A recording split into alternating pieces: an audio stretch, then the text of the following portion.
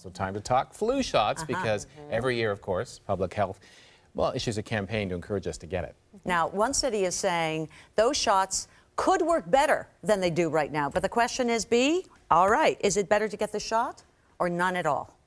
Well, that is the question, right? That is the question. And next week, public health and many pharmacies and doctors' offices will be offering the flu shot free of charge. The idea is to make it as easy and convenient as possible for people to get the shot and stay well.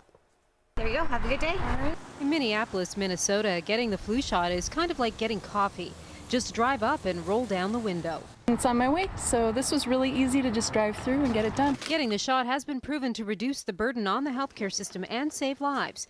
Now, a new report suggests, though all that is true, the vaccine we're taking isn't nearly as good as it should be. We found that the current influenza vaccine protection is substantially lower than for most routinely recommended vaccines and is suboptimal.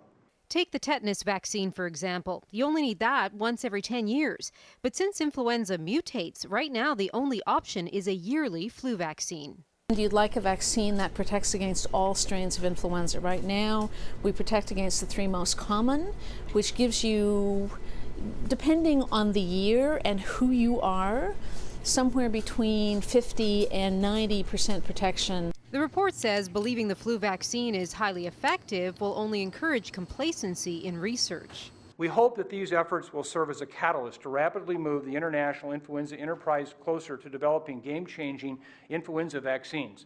Currently, there are some 177 possible new vaccines in clinical trials around the world. Most of us don't take the flu all that seriously, but it is the most common infectious disease cause of death. Until a better vaccine comes along, one with even 50% effectiveness is far better than no vaccination at all. We're after preventing deaths and preventing hospitalizations. By any measure you choose, influenza vaccination is a good thing. Now, depending on age group, it's estimated between 33 and 39% of Ontarians get the flu shot. Among babies under 2 years of age, the rate is around 10%. Vaccination rates among healthcare workers are at around 60%. Wow, so a lot of people not getting it. A lot of people don't get it. It is a big debate for a lot of people, but the shot has been shown to be safe.